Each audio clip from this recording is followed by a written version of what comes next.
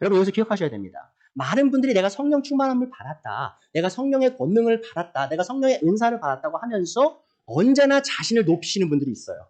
그거를 재려고 하시는 분들이 있어요.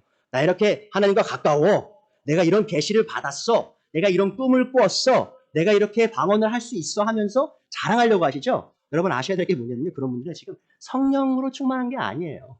성경은 분명히 말하고 있어요. 성령으로 충만할 때 우리가 성령의 그 모습으로 변해간다고 했는데, 지금 그런 모습이 보이지 않는다면 그것은 결코 성령 충만이 될 수 없다라는 것을 기억하셔야 됩니다. 오히려 나 자신으로 충만한 거죠. 성령 충만은 무엇인가?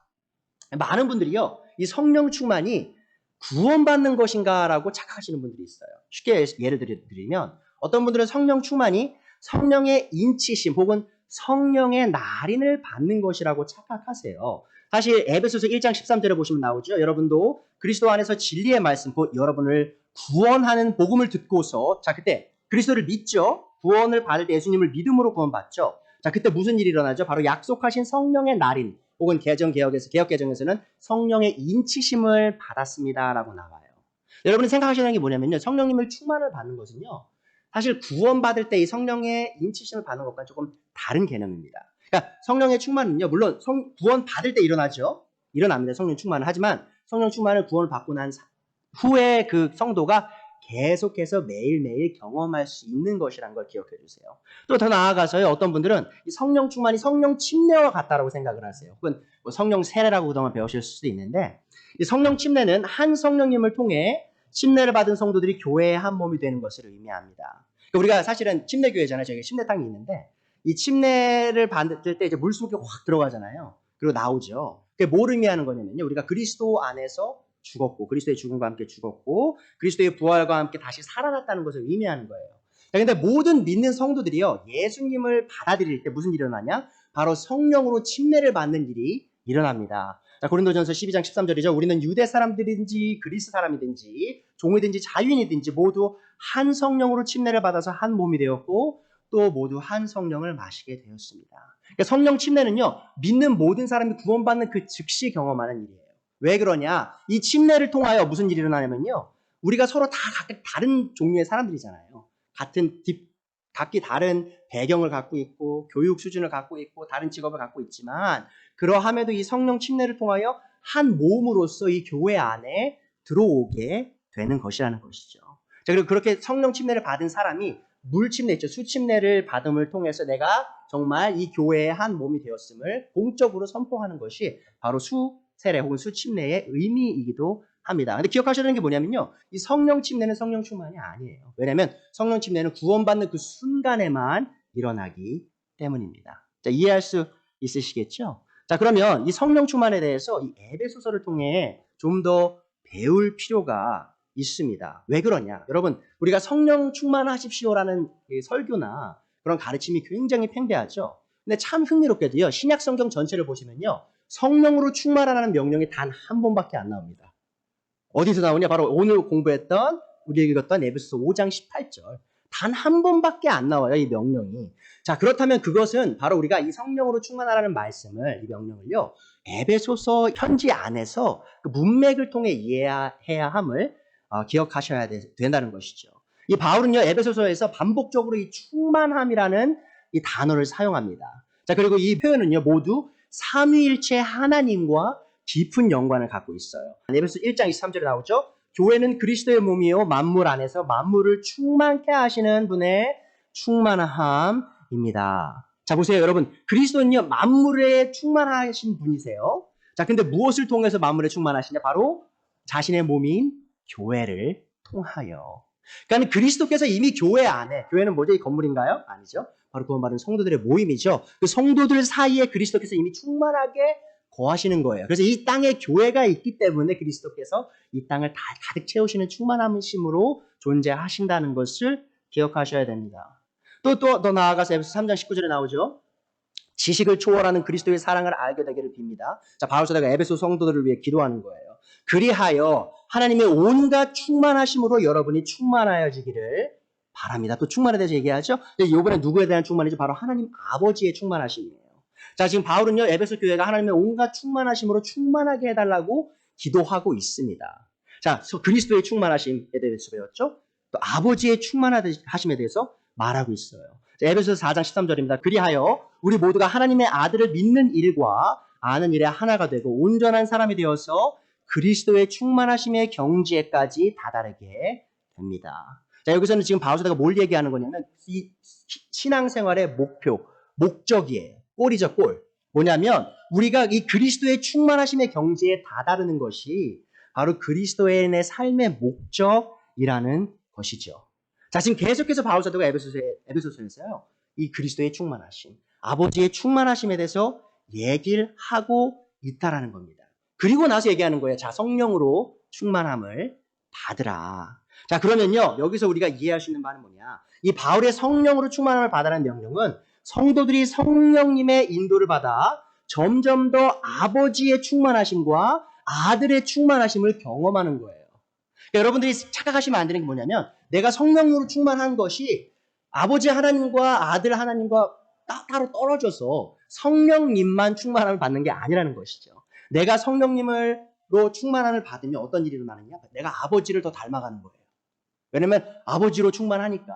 또 아들 그리스도를 더 닮아가는 거예요. 왜냐면 성령의 영을 통하여 내가 그리스도로 더욱더 충만함을 얻기 때문이라는 것이죠. 그래서 우리가 성령님만 따로 떼내서 이 삼일체 하나님 중에 단 한 분만 교류하는 게 아니에요. 이 성령님의 충만함을 통하여 이 삼일체 하나님 전체와 우리가 더 큰 깊은 교제와 그런 동행함으로 나아간다는 사실을 기억하셔야 됩니다. 자, 그러면 성령 충만함은 무엇이냐? 한번 보시죠. 성령님으로 충만해지는 것은 성령님의 영향력 아래에 계속해서 머무는 것을 말해요. 자, 그래서 생각과 말과 행동 등 우리에게 속한 모든 기능이 성령님의 인도하심을 전적으로 따르는 것을 말합니다.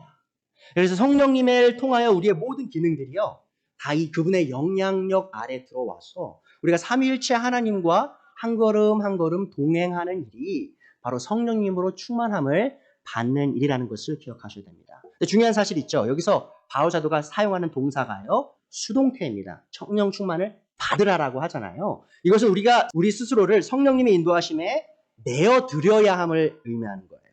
그러니까 우리가 단순히 성령님 우리 안에 끌어들이는 게 아니라 이제 성령님께 우리가 더 그런 자리를 마련해 드리는 거예요. 성령님 일하셔야죠 하면서 내 손과 발과 내 마음과 내 입과 내 생각을 그분께 하나하나 계속 내어드려야 한다는 겁니다. 이거 우리가 어떻게 이해하시면 쉽냐면 오늘 18절에 나왔죠. 술에 취하지 마십시오. 거기에는 방탕함이 따릅니다. 하지만 되려 성령 충만함을 받으십시오라고 말했잖아요. 자, 그래서 이 성령 충만은요, 이 술에 취하거나 마약에 취하는 것을 생각하시면 이해하기가 쉬워요.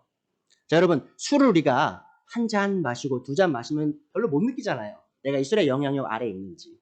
자, 근데 그것이 3잔이 되고 10잔이 되고 20잔이 되고 30잔이 되면 어느 순간 나도 모르게 어떻게 되겠죠? 그 술의 영향력 아래 완전하게 들어가게 되죠. 자, 근데 술에 취하면요, 참 희한해요. 뭐냐면, 저도 사실은 어릴 때 좀 정신없이 살았을 때 술을 좀 많이 마셨었거든요. 그래서 어떤 느낌인지 알아요. 이게 술에 취하면 어떤 일이 일어나냐? 내 자신을 완전히 잃어요. 컨트롤이 안 돼요, 내 몸이. 내 생각이, 내 말이. 자, 그리고요, 너무 흥미로운 건 뭐냐면, 내 자신을 완전히 잃죠, 술 때문에. 자, 그런데 그 순간에 그 와중에도요, 철저하게 자기 중심적으로 돼요. 무슨 말이냐? 내가 술에 취했어요. 걷지도 못해요. 갈짓자로 걸어요. 근데 어디서 뭐 하려고 하죠? 운전대를 잡아요. 왜죠? 내가 할 수 있을 것 같아요. 이 세상의 중심이 내가 됐어요. 경찰도 무섭지 않아요. 그리고 사람들을 막 때리죠? 막 욕을 하고 막 싸움을 걸잖아요. 자기보다 더 두세 배는 커 보이는 사람한테도 정신이 나가가지고 막 싸움을 걸어요. 왜죠? 내가 세상의 중심이 된 줄 알아요. 자, 그게 바로 술에 취하는 거예요. 그게 마약에 취하는 겁니다. 내 자신을 완전히 잃지만 완벽하게 내 중심적으로 행동하는 거예요. 자, 이 성령님이 충만한 건요, 완전 반대로 생각하시면 됩니다. 내가 성령님의 조금씩 적셔져요. 성령님이 내 안에 가득 조금씩 차가요. 그러면 그때 무슨 일이 일어나냐? 내 생각과 내 말과 내 행동이 나도 모르게 점점 성령님의 인도하심에 따라 그리스도처럼 행하기 시작하는 거예요. 자, 그러면서 나를 잃죠. 나를 잃는데 내 중심에 점점 누가 더 채워지냐? 바로 삼위일체 하나님께서 내 안에서 점점 더 일하시기 시작하는 것을 경험하게 된다는 것이죠. 그리하여 이제 나는 후순위예요. 자, 우리가 술에 취하고 마약에 취하면 내가 지금 1순위죠. 내가 최고죠. 내가 세상의 중심이죠. 하지만 성령님으로 충만하게 되면 나는 최후순위예요.